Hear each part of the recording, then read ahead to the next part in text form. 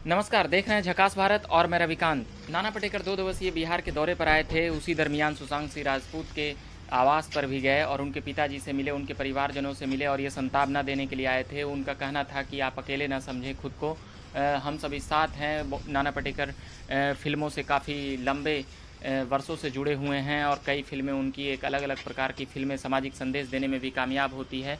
नाना पाटेकर जब सुशांत सिंह राजपूत के घर से निकल रहे थे तो कई मीडिया कर्मी उनको घेर लिए और कई सवाल किए। कुछ सवालों के वह जवाब देते हुए नजर आए। उनका कहना था कि हम अभी फ़िलहाल उनके पिताजी से मिलने आए हैं और आश्वासन सांत्वना देने के लिए आए हैं।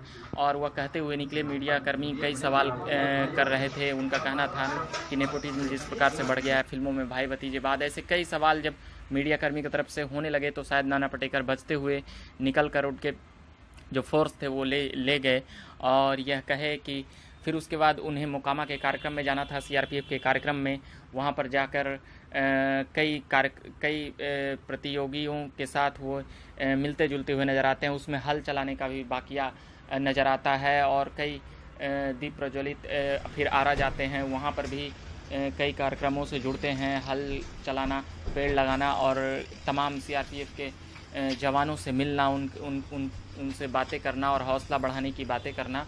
वैसे नाना पाटेकर का नाम फाउंडेशन नाम का संगठन है, उसके ज़रिए भी वह सामाजिक कार्यों में संलिप्त रहते हैं। कोरोना महामारी में भी वह सक्रिय दिखे थे, उनका फाउंडेशन, और करोड़ों रुपया वो खर्च करने की भी बातें हैं। उसके बाद नाना पाटेकर की जो फिल्में हैं वो एक अलग प्रकार से सामाजिक संदेश देता है। वो जिस शक्ति से फिल्मों में दिखते हैं वही असल जीवन में भी वो इसी प्रकार से दिखते हैं। और 2 दिवसीय बिहार के दौरे में वह कई जगहों पर जाते हैं।